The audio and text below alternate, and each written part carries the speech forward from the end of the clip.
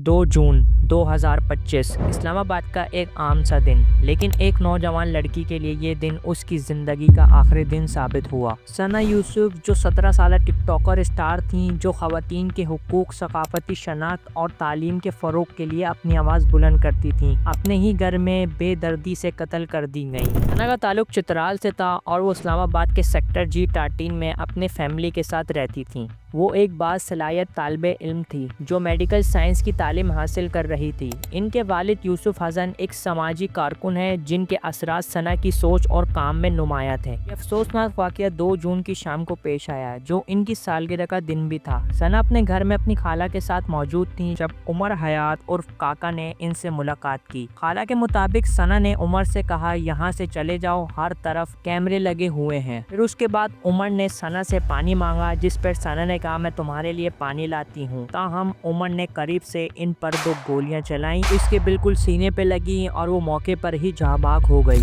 اسلام آباد پولیس نے CCTV footage اور موبائل ڈیٹا کے ذریعے ملزم کا سراغ لگایا اور تقریباً 20 گھنٹوں کے اندر عمر حیات کو فیصل آباد سے گرفتار کر لیا گیا۔ تفتیش کے دوران ملزم نے اعتراف کیا کہ اس نے ثنا کی جانب سے بار بار انکار کرنے پر یہ قدم اٹھایا۔ ثنا یوسف کے قتل پر سوشل میڈیا پر شدید غم و غصے کا اظہار کیا گیا۔ جسٹس فار ثنا کا ٹیگ ٹرینڈ کرنے لگا اور لوگوں نے خواتین کی حفاظت اور سوشل میڈیا پر کام کرنے والی خواتین کے لیے بہتر سیکیورٹی اقدامات کا مطالبہ کیا۔ افسوس کی بات تو یہ ہے کہ کچھ افراد نے سوشل میڈیا پر ثنا کی موت پر خوشی کا اظہار کیا، ان کے کردار پر سوالات اٹھائے۔ ایسے افراد کو سمجھنا چاہیے کہ کسی کی زندگی لینا یا اس پر خوشی منانا انسانیت کے خلاف ہے۔ ہمیں بطور قوم ایسے رویوں کی مذمت کرنی چاہیے اور ایک دوسرے کے لیے ہمدردی اور احترام کا مظاہرہ کرنا چاہیے۔ ثنا یوسف کا قتل نہ صرف ایک نوجوان باصلاحیت لڑکی کی عالمناک موت ہے، بلکہ پاکستان میں خواتین، خاص طور پر سوشل میڈیا پر محترق خواتین کی حفاظت کے حوالے سے سنجیدہ سوالات بھی اٹھاتا ہے۔ بطور قوم یہ سوچنا ہوگا کہ ہم کس سمت جا رہے ہیں۔ کیا ہم اپنی بیٹیوں، بہنوں اور ماؤں کے لیے ایک محفوظ معاشرہ فراہم کر رہے ہیں؟ ثنا یوسف کی عالمناک موت نے ہمیں ایک بار پھر سے یاد دلایا ہے کہ ہمارے معاشرے میں خواتین کی زندگی، آزادی اور خواب کتنے غیر محفوظ ہیں۔ یہ صرف ثنا کی کہانی نہیں ہے، یہ زینب انصاری کی کہانی ہے جسے 2018 میں قصور میں اغوا، زیادتی اور قتل کیا گیا۔ یہ سبیہ کی کہانی ہے جسے طلاق مانگنے پر اپنے ہی والد نے کلہاڑی سے زخمی کر دیا۔ یہ ان گنت خواتین کی کہانیاں ہیں جو روزانہ تشدد، ہراساں اور ظلم کا شکار ہوتی ہیں اور اکثر انصاف سے محروم رہتی ہیں۔ اگرچہ زینب کے قتل کو سزائے موت دی گئی، لیکن بہت سے کیسز میں انصاف کا حصول ایک خواب بن کر رہ جاتا ہے۔ ہمارے لا آف انفورسمنٹ کی ناکامی، عدالتی نظام کی سست روی اور معاشرتی بے حسی نے خواتین کو مزید غیر محفوظ بنا دیا ہے۔ یہ واقعہ ہمیں یہ سوچنے پر مجبور کرتا ہے کہ ہمارے معاشرے میں خواتین کی آزادی اور ان کے فیصلوں کا احترام کسی حد تک کیا جاتا ہے۔ ضروری ہے کہ ہم اپنے بچوں کو سکھائیں کہ ہر فرد کو اپنی زندگی کے فیصلے کرنے کا حق حاصل ہے اور ان کے انکار کو برداشت کرنا سیکھیے۔ ایسے واقعات کی روک تھام کے لیے معاشرتی رویوں میں تبدیلی لانے کی ضرورت ہے تاکہ ہر شخص، خاص طور پر خواتین، خود کو محفوظ اور با اختیار محسوس کر سکیں۔ ثنا یوسف کی یہ عالمناک موت نے ہمیں یہ سبق دیا ہے کہ خاموشی جرم ہے۔ آئیے ہم سب مل کر عہد کرتے ہیں کہ ہم آواز اٹھائیں گے، انصاف کا مطالبہ کریں گے اور ایک ایسا معاشرہ تشکیل دیں گے جہاں فرد، خصوصاً خواتین، خود کو محفوظ اور با اختیار محسوس کریں، کیونکہ خاموشی جرم ہے۔